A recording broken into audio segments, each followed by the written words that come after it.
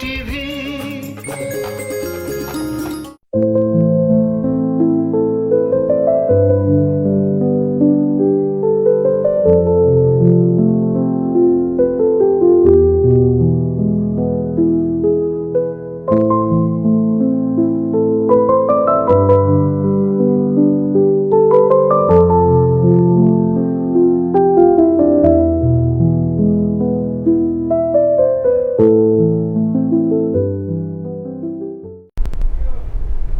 নমস্কার সকল দর্শক বন্ধুকে স্বাগত জানিয়ে শুরু করছি আয়ুরিশি নেচার কেয়ার অ্যান্ড কিওরের এই বিশেষ অনুষ্ঠান। আজকে অনুষ্ঠানে কথা বলবো আমরা পাইলস নিয়ে। পাইলসের ব্যাপারে আমরা আগেও অনুষ্ঠান করেছি, কিন্তু আমাদের যারা নতুন দর্শক বন্ধু আছে তাদের জন্য এবং যারা পুরনো দর্শক বন্ধু আছে তাদের জন্য আবারও যদি কারোর পাইলসের সমস্যা থাকে, কোনো প্রশ্ন থাকে, এটা নিয়ে নিশ্চয়ই এটা লাইভ ফোনিং অনুষ্ঠান, আপনারা সকলে জানেন। এখানে আপনাদের প্রশ্ন রাখতে পারেন। যদি অন্য কোনো সমস্যা থাকে, যে কোনো ধরনের শারীরিক সমস্যা নিয়ে আপনারা এখানে ফোন করতেই পারেন। দেখুন আপনার টিভির স্ক্রিনে দুটো ল্যান্ডলাইন নাম্বার যাচ্ছে, সেই দুটো নাম্বারে যে কোনো একটা নাম্বারে কল করে কিন্তু আপনি কথা বলতে পারেন সরাসরি ডাক্তারবাবুর সাথে। আজকে যেহেতু পাইলস নিয়ে কথা বলবো, তো পাইলস নিয়ে আমাদের বিভিন্ন রকম প্রশ্ন মাথায় আসে, অনেক কিছু জানার আছে, বা যাদের হয়তো এই সমস্যাটা নতুন নতুন ফেস করছেন, নতুন হয়েছেন, অনেকে এরকমও আছে যে এরকম স্টেজে আছে হয়তো পাইলসের প্রবলেমটা তার দেখা দিয়েছে কিন্তু সে বুঝতে পারছে না যে কি হয়েছে, আর এই প্রবলেমটা হয়তো কারোর সাথে সে শেয়ারও করতে পারছে না, কিছুটা সে ভয় পাচ্ছে বা ঘাবড়ে যাচ্ছে যে এটা কী ধরনের প্রবলেম, কি হচ্ছে। তো তাদের জন্য এটা বিশেষ করে আরও বেটারভাবে যাতে আপনারা জানতে পারেন কিভাবে এই প্রবলেমটা আসে বা কেন আসে, বা এটার থেকে রিকভার হওয়ার কি পদ্ধতি আছে, কি ধরনের চিকিৎসা আছে, কিভাবে চিকিৎসা করলে আপনি এটা থেকে সুস্থ হতে পারবেন, বিস্তারিত আমরা আলোচনা করব। আমাদের সাথে রয়েছেন আয়ুরিশি নেচার কেয়ার অ্যান্ড কিওরের তরফ থেকে বিশেষ ডাক্তার রয়েছেন আমাদের সাথে, সিএমও ডক্টর সুমন খা। নমস্কার ডাক্তারবাবু। হ্যাঁ, আজকে যেহেতু আমরা পাইলস নিয়ে কথা বলছি, সেই কারণে প্রথমে অনেকে জানা থাকলেও আমি আবারও আপনাকে এটা বলবো যে সবার আগে এটা মানুষের জানা দরকার যে পাইলস কি, মানে পাইলস অ্যান্ড পিস্টুলা এটা কি, সবার আগে আপনি একটু পরিষ্কার করে এটা বলুন। দেখুন, পাইলস টার্মটার সাথে অনেক এখন পরিচিত, আর পাইলসটাকে আমরা বলি অ্যাকচুয়ালি হেমরয়েড বলি বা অর্শ বলি বাংলাতে। অর্শটা আরো সবাই অনেকে শুনে অভ্যস্ত যে অর্শ, বাংলাতে এটা শুনে অভ্যস্ত। তা অর্শটা কেন হয়? অর্শ হচ্ছে আপনার একটা মানে ঘা এক রকমের, আপনার যে পায়োনাইলে আছে, মানে আপনার যেটাতে আপনি মলত্যাগ করেন সেটার একটা ঘা হয়। তো কেন সেটা হয়? আপনার ঘাটা হয় হচ্ছে আপনার যদি আপনার ধরুন দীর্ঘদিন ধরে আপনার মানে কোষ্ঠকাঠিন্যের সমস্যা আছে, বাংলাতে বলি কোষ্ঠকাঠিন্য জিনিসটা সবাই বোঝে, যেটা কনস্টিপেশন যেটাকে বলি। তো আপনার যদি দীর্ঘদিন ধরে কনস্টিপেশনের সমস্যা থেকে থাকে, ধরুন মোটামুটি 3-4 বছর ধরে আছে বা 1 বছর ধরে টানা আছে, আপনার ঠিকঠাক করে পটি হয় না, কিন্তু আপনার খাওয়া দাওয়ার একটা অভ্যেস আছে যেখানে আপনার মানে পটিটা খুব হার্ড স্টুল হয় আর কি। তো কোষ্ঠকাঠিন্য থাকতে থাকতে আস্তে আস্তে কী হয়, আপনার যে মানে পায়ুদ্বার আছে সেই অ্যানাল ক্যানালে আপনার কী হয়, আস্তে আস্তে ইনফেকশন হয়ে যায়, মানে ওই চামড়াটা কেটে যায় এবং ভবিষ্যতে একটা মাংসপিণ্ডের মতো অংশ বেরিয়ে আসে। অনেকে এটা বুঝতে পারে যে একটা কিছু বেরিয়ে আসছে, বা অনেক সময় কিছু না বেরিয়ে আসে, জাস্ট ব্লাড বেরিয়ে আসে। কারণ পাইলসটা দু রকমের, একটা হচ্ছে ইন্টারনাল মানে ভেতরে পাইলস আছে, একটা হচ্ছে এক্সটার্নাল যেটা বাইরে বেরিয়ে আসছে। তো ইন্টারনাল পাইলসটা আমাকে বুঝতে পারে না কি হয়েছে, জাস্ট দেখতে পাচ্ছে হয়তো পটি করতে গেলে প্রচুর জ্বালা করছে আর রক্ত বেরিয়ে আসছে। আর এক্সটার্নালটা কি, একটা মাংসপিণ্ড মতো অংশ বাইরে বেরিয়ে আসছে, আবার সে সেটাকে মানে জাস্ট হাতে করে বা নিঃশ্বাস টেনে ঢুকিয়ে দিচ্ছে। এটা পেশেন্টরা দেখতে পাই। তো এটা হলে অনেকে এখন ধারণা কি হয়ে গেছে, বা বাইরে বড় বড় অ্যাডে কি দেখা যাচ্ছে পাইলস মানে অপারেশন করতে হবে বা এটা এই ওইটাই, কিন্তু আমরা আয়ুর্বেদে পাইলসের চিকিৎসা করে একদম সেটাকে without any operation, without any surgical procedure এটাকে আমরা সারিয়ে দিই। আর পরবর্তীকালে যাতে পাইলস তার না হয় সেই একটা ডায়েট ফলো বা একটা ইয়ে করে বলে দিই, যাতে ওইটা একটা ঘা, তো ঘাটাকে পুরোপুরি সারিয়ে দিলে ঘাটা আর হবে না। কেটে বাদ দিতে গেলে কী হবে, পরবর্তীকালে ওটা আবার একটা হওয়ার সম্ভাবনা থেকে যদি আপনি আপনার লাইফস্টাইল চেঞ্জ না করেন। তো এই পাইলস যাদের আছে, মানে যাদের ধরুন অনেক বহু বছর ধরে রয়েছে, বহু বছর ধরে এটা ফেস করছেন, মানে হয় না যে একটা রোগের যে ফার্স্ট স্টেজ, সেকেন্ড স্টেজ, তো এইটা কোন স্টেজে গেলে যে অপারেশন একদম করতেই হয় সেটা একটু বলুন আপনি। ওটা এরকম লাস্ট স্টেজ গেলে করতে হয় বলতে, লাস্ট স্টেজ বলতে কি হয়তো সেটাকে স্টেজ 4 বলতে পারে, কেউ সেটাকে স্টেজ 3 বলতে পারে। তো সেই কন্ডিশনে মানে আপনি ঠিকঠাক করে তো বসা ছেড়ে দিন, ঠিকঠাক করে দাঁড়াতে পারবেন না, আর ওই অংশটা একদম মানে খুব বাজে একটা জায়গায় চলে যাবে, সেটাতে একদম ঘা হয়ে যাবে। সেটাতে একটা রিপোর্ট হয়, সিএ রিপোর্ট, সেটা করলে রিপোর্টটা তো কন্ডিশন খারাপ থাকবে। তো সেটা একদম সিভিয়ার কেস, মানে সেটা কিন্তু খুব কম লোকেরই সেটা হয়, সেটা পর্যন্ত অনেকে যায় না বলতে গেলে, তার আগেই অপারেশন করে নিতে হয়। তো সেটা আলাদা ব্যাপার, কিন্তু আপনি যদি প্রপারলি মানে প্রথমেই যে আপনার হয়েছে তখন যদি আপনি ইয়ে করেন, তো আপনার আস্তে আস্তে কিন্তু এটা ঠিক হয়ে যাবে। কোন বন্ধু আছে দেখে নেব। প্রথম বন্ধু আজকে আমাদের সাথে কে আছে? নমস্কার, কে বলছেন? হ্যালো হ্যালো হ্যালো, হ্যাঁ বলুন, কোথা থেকে বলছেন? আমি বলছি নয়াটি থেকে। আচ্ছা বলুন, আপনার নামটা একটু প্রথমে বলুন, তারপর আপনার কি সমস্যা আছে সেটা বলুন। সৌগত রায়। বেশ, বলুন কি সমস্যা। সমস্যা হচ্ছে আমার সুগার কিছু থেকে আমি কন্ট্রোল করতে পারি না। আমি মেটফর্মিন যে সমস্ত খেলাপাতে ওষুধ দিয়ে একটু কমে যায়, কিন্তু কথা হচ্ছে আমার একদিন দুদিন বন্ধ করলে প্রচন্ড হাই হয়ে যায়। এই সুগার কি, কেন হয়, আর এর থেকে মুক্তির উপায় কি আছে আয়ুর্বেদে একটু যদি বলেন। হ্যাঁ আপনি শুনুন, ডাক্তারবাবু বলছেন। সুগারটা কত বছরে পূর্ণ আপনার? আর ধরা পড়েছে 15 বছর আগে, এটা আমার মনে হয় 20-25 বছর সুগার। কারণ আমি আগেও অনেকগুলো প্রবলেম এখন মিলিয়ে নিচ্ছি যেগুলো সুগার থেকেই হয়েছিল। আচ্ছা, আর আপনার এখন বয়স কত আছে? এখন আমার বয়স 65 চলছে। 65। সুগার ছাড়া প্রেসার বা কোলেস্টেরল কিছু আছে? প্রেসার লো থাকে, আমার জন্ম থেকেই লো প্রেসার। Low pressure. নিচেরটা 65 হয়ে যায়, উপরেরটা 100 হয়ে যায়। আচ্ছা ঠিক আছে, আমি বলছি আপনি শুনুন। দেখুন, সুগার কি বলতে আপনিও জানেন যে সুগার হচ্ছে আপনার যে বডির মধ্যে যে সুগারের মাত্রা বা যে ইনসুলিনের মাত্রা, সেটাকে একটা ব্যালেন্সে রাখার জন্য সেটা হচ্ছে সুগার, যেটাকে আমরা অনেক সময় গ্লুকোজ বলে থাকি। এবারে আপনার কি হচ্ছে, ইনসুলিনটা বেড়ে যাচ্ছে, সুগার বেড়ে যাচ্ছে নাকি আপনার যে ইনসুলিন যেটা সুগার মানে ঠিকঠাক একটা সাহায্য করে, সেই হরমোনটা বেড়ে যাচ্ছে। তো বেড়ে গেলে আপনার সুগার বেড়ে যাবে। এবারে সুগার বেড়ে গেলে কী হবে, আপনার আরও অন্যান্য যে সমস্যাগুলো হচ্ছে সেগুলো আসবে। সুগার কমাতে গেলে খাওয়া দাওয়াটা মেন ঠিক করতে হবে। খাওয়া দাওয়া ঠিক করতে হবে মানে অনেকে কী জানে যে আমার এই মিষ্টি খাওয়া চলবে না, এই আলু খাওয়া চলবে না, এই মাটির নিচে সবজি খাওয়া চলবে না, তাহলে সুগার ঠিক হয়ে যাবে।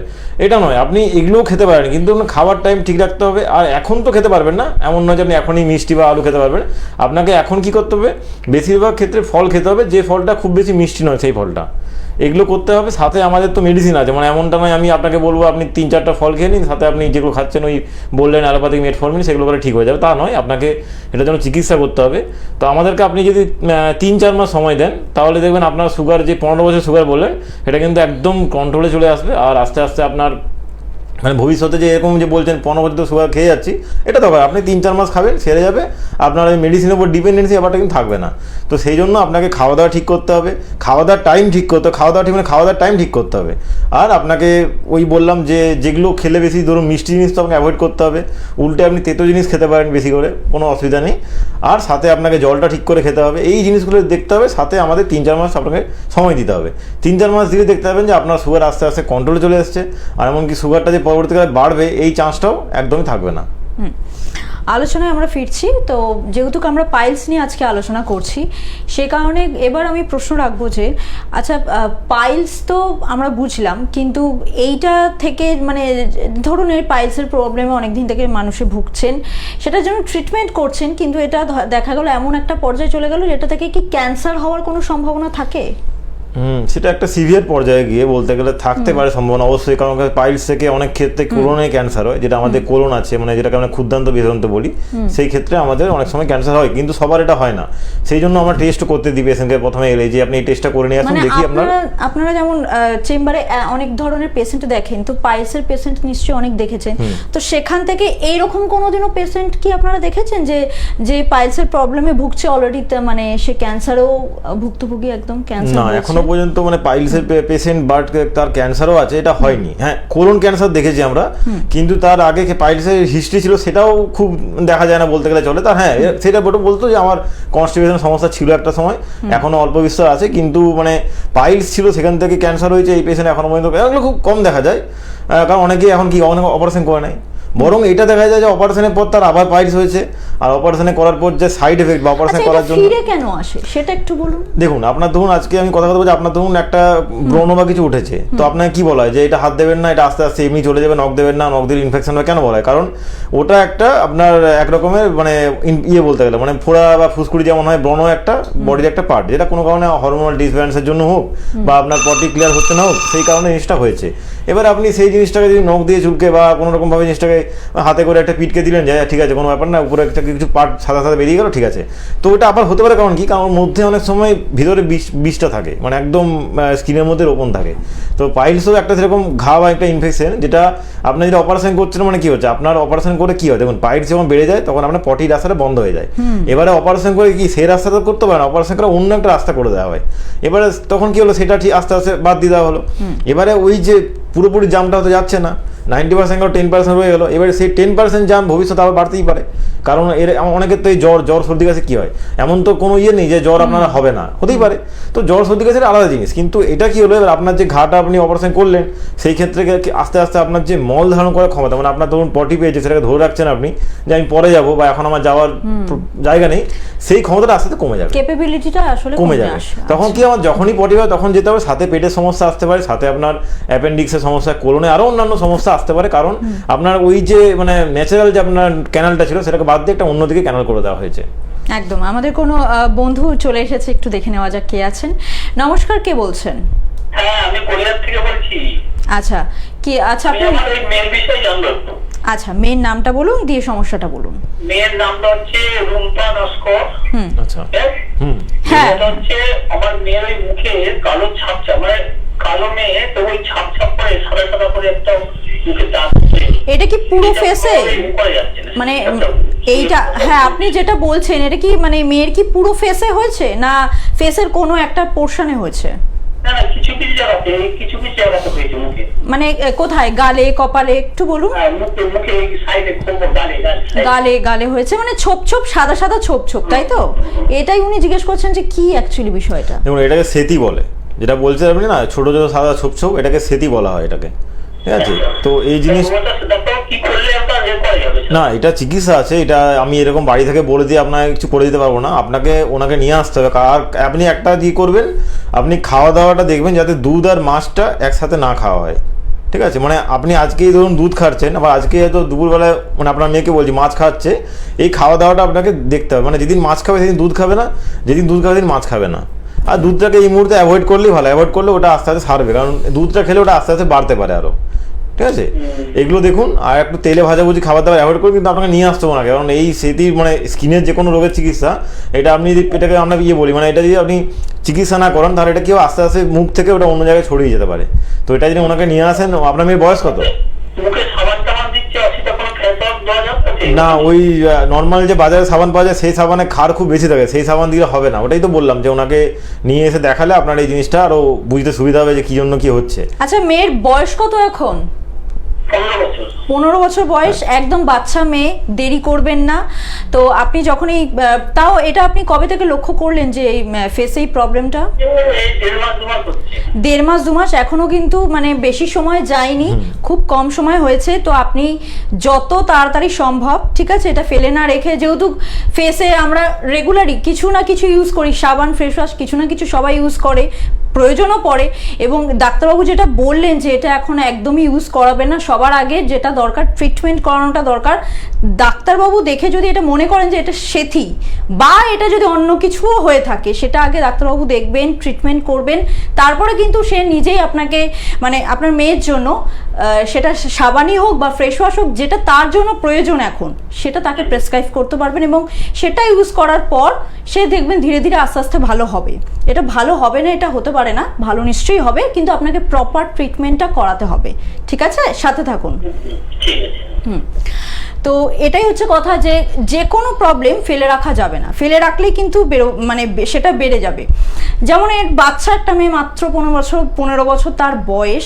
তো এই সমস্যাটা যদি এখন, আর ফেসের সমস্যা, এটা হচ্ছে আরো মানে যেখানে আমাদের সবসময় আমরা চাই এখানে ভালো থাকতে, সুন্দর থাকতে, তো ফেসটাকে যদি ভালো রাখতেই হয় সেটা তো যে কোনো একটা প্রবলেম যখন দেখা দিয়েছে সেটা তো ইমিডিয়েটলি ট্রিটমেন্ট করানো দরকার। ট্রিটমেন্ট না করালে কিন্তু এটা আরও যত দিন যাবে বেড়ে যাবে। আর সব থেকে বড় কথা হচ্ছে যেহেতু আপনি একটা স্কিনের সমস্যা বললেন, এটা ডাক্তারবাবু শুনে আন্দাজ করে বললেন যে সেথি, কিন্তু ওটা আদৌ সেথি কিনা সেটা কিন্তু সামনে থেকে দেখাটা খুব বেশি প্রয়োজন। সামনে থেকে না দেখলে কিন্তু আন্দাজ করা যায় না, আন্দাজে জাস্ট এরকমভাবে বলে দেওয়া যায় না। তাই আপনি যদি চান আপনি চেম্বারে ভিজিট করতে পারেন।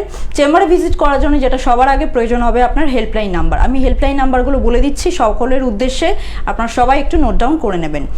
9903595252, আরেকটা নাম্বার হচ্ছে 9903795252। এই দুটো হচ্ছে হেল্পলাইন নাম্বার। এই দুটো নাম্বারের মধ্যে যে কোনো একটা নাম্বারে কল করে আপনি যোগাযোগ করে ভালো করে ডিটেলসে জেনে নিয়ে তারপরে কিন্তু চেম্বারে ভিজিট করতে পারেন।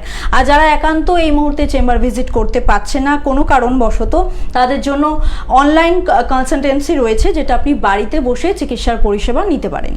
তাদের জন্য নাম্বারটা আমি বলে দিই, 9831368397। এটা হচ্ছে হোয়াটসঅ্যাপ নাম্বার, শুধুমাত্র বাড়িতে বসে চিকিৎসার পরিষেবা নেওয়ার জন্য। একান্ত যারা আসতে পারছে না, যাদের আসা সম্ভব, তারা কিন্তু অবশ্যই চেম্বারে এসে ভিজিট করবেন। আমি চেম্বারগুলো কোথায় আছে আমি সেগুলো একটু আপনাদের সকলের উদ্দেশ্যে বলে দিচ্ছি। কলকাতার মধ্যে আপনারা চেম্বার পেয়ে যাচ্ছেন যাদবপুর সাউথ সিটি মল, হাতিবাগান, আমতলার খড়িবেড়িয়া ও বারাসাতে। এছাড়াও হাওড়ার দিকে আপনারা চেম্বার পেয়ে যাচ্ছেন হাওড়ার শালকেয়া, উত্তরপাড়া, টিকিয়াপাড়ার বামুনগাছি ও পাচ্ছেন বকুলতলাতে। মেদিনীপুর টাউনে আপনারা চেম্বার পাচ্ছেন, মেদিনীপুরে পেয়ে যাচ্ছেন মেছেদা, হেরিয়াতে চেম্বার। এছাড়াও পাচ্ছেন বাঁকুড়া, বর্ধমান, দুর্গাপুর, কৃষ্ণনগর, আর পাচ্ছেন আপনারা মালদহতে। এছাড়াও আপনারা পাচ্ছেন নর্থ বেঙ্গলের চেম্বার, শিলিগুড়ি ও কোচবিহারে থাকছেন। আর ওয়েস্ট বেঙ্গলের বাইরেও কিন্তু ডাক্তারবাবুরা থাকছেন, সেটা হচ্ছে আপনাদের দিল্লিতে থাকছেন, আগরতলায় থাকছেন এবং গৌহাটিতে চেম্বার রয়েছে। কোথায় কবে চেম্বার রয়েছে সেইটা জানার জন্য আপনাকে হেল্পলাইনে কল করতে হবে। এছাড়াও যদি আপনার আরও কোয়ারিজ থাকে জানার, সব কিছুর জন্য আপনি হেল্পলাইনে কল করবেন, ওখান থেকে আপনাকে পুরোপুরি গাইডলাইন দেওয়া হবে। আমরা একটু আলোচনাতে ফিরবো। ডাক্তারবাবু, যখন পাইলস নিয়ে কথা হচ্ছে, পাইলস নিয়ে তো হচ্ছে, পাইলস নিয়ে কথা হবে, এছাড়াও আরেকটু কথা আমি বলতে চাইছি যে আলসার, আমি আলসার নিয়ে একটু প্রশ্ন করতে চাইছি যে অনেক মানুষের এরকম যে পেটে হয় আলসার, তো আপনি এটা বলছেন যে আলসারটা কি, মানে আমরা সাধারণত ভাষায় বুঝি যে এটা হচ্ছে একটা ঘা, এটা কি আদৌ ঘা সেটা একটু বলুন। হ্যাঁ, দেখুন, আলসার মনে হয় এরকমের ঘা। এবারে আলসার পেটেও হতে পারে, আবার অনেকের মুখে হয় ফেস আলসার, আবার পেটে যেটাকে বলি আমরা মেইন আলসার যেটাকে বলি আমরা, আপনি মুখের ভেতরে বলছেন, মুখের ভেতরে হতে পারে, বাইরেও হতে পারে, মানে বাইরে আলসার অ্যাকচুয়ালি একটা ইনফেকশন আর কি। তো এবারে আমরা আলসার বলতে বেশি বুঝি যে পেটে আমাদের মানে স্টোমাক আলসার যেটাকে বলছি আমরা, সেটা আমরা বেশ টেস্ট করলে দেখতে পাই যে আমাদের মানে টেস্ট করলে দেখতে পাই যে আমাদের সেখানে আলসার হয়ে আছে বা আলসার হয়েছে। যার এবার আলসারটা কেন হয়? আলসার হচ্ছে আপনার পেটের মধ্যে ঘা। পেটের মধ্যে ঘা হচ্ছে মানে কি আপনার মানে পেটের মধ্যে পাকস্থলী কাজে আনতে হবে, যে স্টোমাক যেটাকে বলছি আমরা, যেখানে আমাদের খাবারটা একদম ফার্স্টেই গিয়ে পৌঁছাচ্ছে, তার কাজ হচ্ছে খাবারটাকে অ্যাসিড দিয়ে বা বিভিন্ন এনজাইমস দিয়ে খাবারটাকে ডাইজেস্ট করা। এবারে আপনি খাওয়ার টাইমের মাঝখানে আপনার অনেকটা গ্যাপ হয়ে যাচ্ছে, বা আপনি কখনো খালি পেটে বেশিক্ষণ থাকছেন আর কি, তারপরে ভরপুর খেয়ে নিচ্ছেন। তো খালি পেটে থাকছেন তখনও আপনার অ্যাসিড সিক্রেশন হচ্ছে, আবার খালি পেটে থাকছেন খাবার খাচ্ছে তখনও হচ্ছে। অনেকক্ষণ যদি খালি পেটে থাকা আপনার অভ্যেসটা হয়ে যায়, ধরুন আপনি 6 ঘন্টা খালি পেটে আছেন, তারপরে এমন খাচ্ছেন আর আপনি 12 ঘন্টা কিছু খাচ্ছেন না, মানে দিনে একবেলা খাচ্ছেন, আবার কখনো দেখছেন 6 ঘন্টা গ্যাপ, কখনো 3 ঘন্টা গ্যাপ, কখনো পরপর খেয়ে যাচ্ছেন। তো এইরকম করলে আপনার পেটের মধ্যে মানে পেটও তো বুঝতে পারছেন না যে কখন আপনি খাচ্ছেন না। তো খাবার টাইম যদি আপনার ঠিক না থাকে তখন আপনার আলসার হতে পারে। আলসার হলে ফার্স্টে কী হয়, ফার্স্টে পেটে ব্যথা করবে, তল পেটে। তো পেটে ব্যথা করলে আপনি টেস্ট করলে মানে দেখবেন পেটে ব্যথা করলে কী হবে, আমরা পেটে ছবি করি, পেটে ছবি করলে দেখতে পাবেন যে আপনার হয়তো কোনো সমস্যা সেখানে আসছে না। তখন আপনাকে ইউএসজি যদি হোল অ্যাবডোমেন করেন তখন দেখতে হবে হয়তো আপনার স্টোমাকের মধ্যে একটা আলসারেশন বা আলসার ফর্ম হয়েছে। তো সেইটা তখন আমরা বলি যে আলসার হয়েছে। পেটে আলসারটা কিন্তু ক্লিয়ার করা যায়। পেটে আলসার এমন না যে সারবে না বা খুব বাড়াবাড়ি কিছু হয়ে যাবে, সেটা কিন্তু নয়। আপনি পেটে আলসারে যদি মানে ঠিকঠাক করে চিকিৎসা করেন সেটাও আমাদের আয়ুর্বেদে সেরে যায়। কিন্তু আপনাকে ওই যে বললাম মানে আপনার পেট থেকেই কিন্তু সমস্যা শুরু হয়, মানে আপনার আজকে যত সমস্যা আছে তার 90% বলতে গেলে আমাদের পেট থেকেই আসে। আমরা স্পন্ডালাইসিস বলি, আমরা আর্থ্রাইটিস বলি, বা আমরা যাই বলি, আমরা যদি খাওয়া দাওয়া ঠিক করি, আমাদের যদি খাদ্যাভ্যাস, আমাদের যদি টোটাল ডাইজেশন সিস্টেম বা মেটাবলিক অ্যাক্টিভিটি ঠিকঠাক করে হয়, আমাদের কিন্তু কোনো রোগই হয় পাইলসও আসবে না, এদিকে যে রোগগুলো বললাম স্পন্ডালাইসিস বা এগুলো কোনোটাই আসবে না, আপনি ভালো থাকবেন। একদম। কোনো বন্ধু অপেক্ষা করছেন, একটু দেখে নেওয়া যাক কে আছে আমাদের সাথে। নমস্কার, কে বলছেন? হ্যাঁ নমস্কার ম্যাম। হ্যাঁ বলুন, কোথা থেকে বলছেন? আমি যাদবপুর থেকে বলছিলাম। আচ্ছা, আপনার সম্পর্কে জানবেন কি, মানে সমস্যাটা কি আপনার? হ্যাঁ বলছি, আমার মানে পেটের চারে মানে ব্রণের মধ্যে ছোট ছোট ব্রণ কিছু বেরিয়েছে। বুঝতে পারলাম না, একটু পরিষ্কার করে বলুন, আরেকবার একটু পরিষ্কার করে বলবেন। হ্যাঁ বলছি, আমার পেটের চারে মানে আমার পেটেতে মানে ইয়ে বেরিয়েছে, ব্রণের মতন মানে কিছু গুলি বেরিয়েছে, মানে অনেকটা জায়গা। এটা প্রায় 1 মাস মতো হচ্ছে। 1 মাস ধরে হচ্ছে? আচ্ছা, কোথায় বেরিয়েছে বলবেন? পেটে আমার পেটে। পেটে বলছেন? পেটে না পিঠে? মানে পিঠে, ব্যাক সাইডে? ব্যাক সাইডে বলছেন, পিঠে বলছেন তো? হ্যালো, হ্যাঁ, আপনি কোথায় বলছেন? আপনার পিঠে মানে ব্যাক সাইডে? হ্যাঁ পিঠে বেরিয়েছে? হ্যাঁ, তো এটা পিঠে না পেটে যাই বোঝা বুঝতে যাচ্ছে পারছি না। আচ্ছা, কি ওটা কি মানে কি বেরিয়েছে, মানে আপনার চুলকাচ্ছে কি জায়গাটা? জায়গাটা কি? ইচিং হচ্ছে, চুলকাচ্ছে? আচ্ছা, আপনি কি এটা মানে কতদিন ধরে হচ্ছে এটা? এই 1-1.5 মাস বলছি।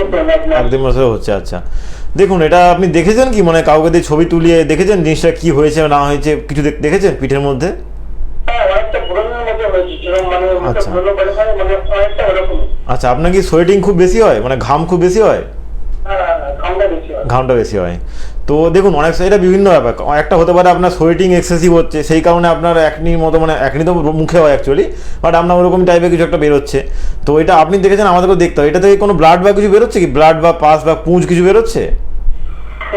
কিছু বেরোচ্ছে না তো, জাস্ট মাঝে মধ্যে চুলকাচ্ছে নাকি? আচ্ছা, ঠিক আছে। দেখুন, আপনার ওই ঘাম হচ্ছে প্রচুর বলছেন, তো এই ঘাম থেকে এটা হচ্ছে। আপনি নখ দিয়ে চুলকোবেন না, ঠিক আছে? আর আপনি এই মুহূর্তে যে খাবারগুলো শরীর গরম করে সেই খাবারগুলো অ্যাভয়েড করুন। মানে শরীর গরম করা খাবার কোনগুলো? ধরুন কোনো কিছু ভাজাভুজি খাবার, বা যে খাবারের মধ্যে বেশি স্পাইসি থাকছে, বেশি মশলাযুক্ত খাবার যেগুলো হচ্ছে, সেই খাবারগুলোটা অ্যাভয়েড করুন। মাঝে মধ্যে চেষ্টা করুন এই ডাবের জল খাওয়া, বা আপনি একটু আখের রস খাওয়ার চেষ্টা করুন, এগুলো করুন। সাথে আপনাকে এটা চিকিৎসা করতে হবে, কারণ এই যে জিনিসটা বেরিয়েছে, এটা আপনি কিছু একটা হয়তো অ্যান্টিসেপ্টিক কোনো ক্রিম লাগিয়ে দিলেন বা কিছু করলেন, এটাতে কিন্তু এটা কমবে না। কমে গেলেও আবার দেখবেন হয়তো ঘাম তো দিচ্ছে না, তো আস্তে আস্তে এটা বেড়ে যাবে। তো এই জন্য আপনাকে আমাদের যে আয়ুর্বেদিক চিকিৎসা হয় সেখানে আপনাকে চিকিৎসা করতে হবে। সাথে আপনাকে কিছু টেস্টও করে দেখতে হবে যে আপনার অন্য কোনো সমস্যা আছে কি না, কারণ এটা অনেক সময় আমাদের লিভারের প্রবলেম থেকেও হতে পারে, ঠিক আছে? তো এই জন্য আপনাকে এসে একবার ভিজিট করতে হবে। আপনার বাড়ির সামনে আমাদের যে চেম্বারটা আছে সেখানে আপনি এসে একটা ভিজিট করুন। আমরা জিনিসটা দেখি কি হয়েছে, কারণ স্কিন ডিজিজ দেখতে হয়। আমি একটু আগেই বলছিলেন যে একটা দেখে জিনিসটা বোঝা যাবে কি হয়েছে আপনার। আপনি দেখান এসে, তারপরে আমরা সেই অনুযায়ী চিকিৎসা করলে এটা আপনার আস্তে আস্তে সেরে যাবে। একদম, সঙ্গে থাকুন। আচ্ছা ডাক্তারবাবু, এটা একটু বলুন যে যাদের ধরুন, আমি মহিলাদের ক্ষেত্রের কথা বলছি, যে যাদের ধরুন পাইলস অলরেডি রয়েছেন, এবং মানে যেই মহিলা ধরুন পাইলস রয়েছে সে অলরেডি ধরুন প্রেগনেন্সিতে রয়েছে, তো তাকে কিভাবে মেনটেন করে থাকতে হবে? যে কেননা এটা শোনা যায় যে পাইলসের সমস্যা থাকলে সে যদি প্রেগনেন্ট অবস্থায় থাকে, তাহলে অনেক রকম প্রবলেম সে ফেস করতে পারে। তো এই জায়গাটা আপনি একটু গাইডলাইনটা দর্শকদের জন্য দিন। হ্যাঁ, ধরুন, এবার পাইলসে প্রথমেই বললাম 2 রকমের পাইলস থাকে। একটা ইন্টারনাল, মানে ভেতরে পাইলস আছে, আপনার বাইরে নেই, বাট আপনি বুঝতে পারছেন যে কিছু একটা আছে, আমাকে জ্বালা করছে। আরেকটা হয় এক্সটার্নাল পাইলস, যেটা বাইরে বেরিয়ে আসছে। তো বাইরে বেরিয়ে এলে আমরা কি বলি, যে কোদ পেড়ে, মানে জোর দিয়ে পটি করবেন না। মানে একটা হয় না, পটি আপনার একটা এলো, আপনি করলেন, ঠিক আছে, কিন্তু অনেক সময় কি হয়, জোর করে আমরা দেখি যা, তখন ব্লাড, হ্যাঁ, জোর করে আপনার করা চলবে না, ঠিক আছে? জোর করে পটি করলে, এবারে ধরুন প্রেগনেন্সি ক্ষেত্রে, ধরুন আপনার একদম ইনিশিয়াল ক্ষেত্রে সেরকম প্রবলেম না হলো, যখন আপনার মোটামুটি 6 মান্থের উপর হয়ে যাবে, তখন যদি পাইলসের সমস্যা থাকে, তখন আপনার ওইদিকেও একটা ব্লিডিং হবে, সাথে একটা ট্রমা কাজ করবে আপনার মধ্যে। তো সেই ক্ষেত্রে অবশ্যই সেটা আনসেফ। কিন্তু যদি ইন্টারনাল পাইলস কারোর থেকে থাকে, তো সেটা সেরকম প্রবলেম করে না, কারণ আপনি তো জানতে হবে। অনেক সময় কী হয়, পাইলস আমরা পেনলেস হয়, বোঝাই যায় না পাইলস আছে বলে। অনেক পেশেন্ট এরকম এসেছে আমাদের কাছে, তাদেরকে ওই রিপোর্ট করে তারা দিয়ে বুঝতে পেরেছে তাদের মধ্যে একটা পাইলসের প্রবলেম আছে, মানে একটা ইউএসডি করে বা একটা রিপোর্ট করে, কিন্তু নর্মালি সেটা বোঝা যায় না পাইলস হবে, তার রিপোর্ট সব নর্মাল আছে। তো বুঝতে না পারলে তো কিছু করার নেই, সেটা আপনি কী করবেন? কিন্তু বুঝতে যদি পাচ্ছেন যে পাইলস আছে, সেক্ষেত্রে ছেলেই হোক বা মেয়ে হোক, ইমিডিয়েট চিকিৎসা শুরু করলে সেটা কিন্তু আস্তে আস্তে বাড়বে না। আর পাইলসের একটাই বিষ হচ্ছে, মানে অনেক বিষ আছে, তার মানে একটা বিষ হচ্ছে আদা। খাবারে, চাতে, কোনো কিছুতে আদা দেবেন না। এটা আপনি বাড়িতে আজ থেকে যা ধরুন আছে শুরু করুন। আদা কোনো খাবারে তো দেবেনই না, চাতেও দেবেন না। অনেকে দেখুন চায়ে আদা খাচ্ছে, আদা চা। আদা চা খাবেন না, আদা দিয়ে চা, আদা দিয়ে খাবার, মানে কোনো সারা কিছু- জীবনের জন্য তার আদা খাওয়াটা হ্যাঁ, মোটামুটি বন্ধ। সারা জীবনের জন্য তার বারণ থাকলো। এবারে সে বলবে আমার পাইল সেরে গেছে, আমি কেন খাবো না? আবার দেখুন, সেরে গেছে আবার তো হতেই পারে। তো আপনার দেখতে হবে, ধরুন আদা খেলে কি, আদা একটু শরীর গরম করে দেয়, মানে শরীর গরম করে দেবে, তো ওই ক্ষেত্রে না হিট হয়ে যাচ্ছে, বাট আপনার আদা খেলে সমস্যা হতে পারে।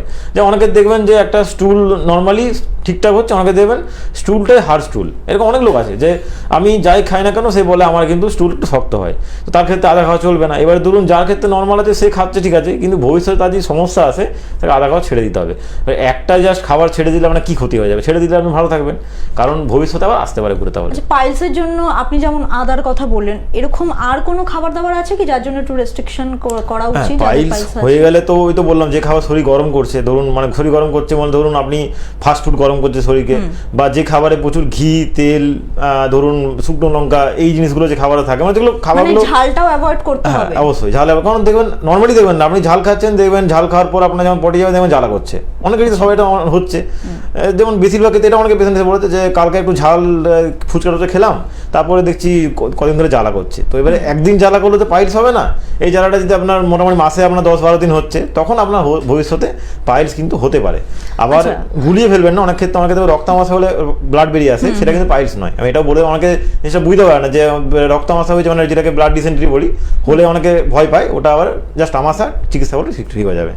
আচ্ছা, এবার একটু বলুন যে পাইলসের সমস্যা নিয়ে তো প্রচুর পেশেন্ট আপনাদের কাছে আসে, তো আয়ুর্বেদে মানুষ এখন নতুন করে কি ভরসা পাচ্ছে, বা আয়ুর্বেদে পাইলসের প্রবলেম নিয়ে যেটা আমাদের পঞ্চকর্মা থেরাপি আছে, সেটার কি কোনো ভূমিকা আছে?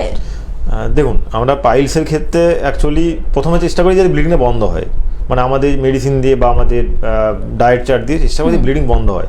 এবারে কারো ব্লিডিং নেই, তার জাস্ট ওই মানে মাছটা মানে এই মাংসপিণ্ডটা বেরিয়ে আছে, তার ক্ষেত্রে জিনিসটা আলাদা। তো আমরা মেডিসিন দিয়ে প্রথম থেকেই চেষ্টা করি আস্তে আস্তে ওটা কমিয়ে দেওয়া।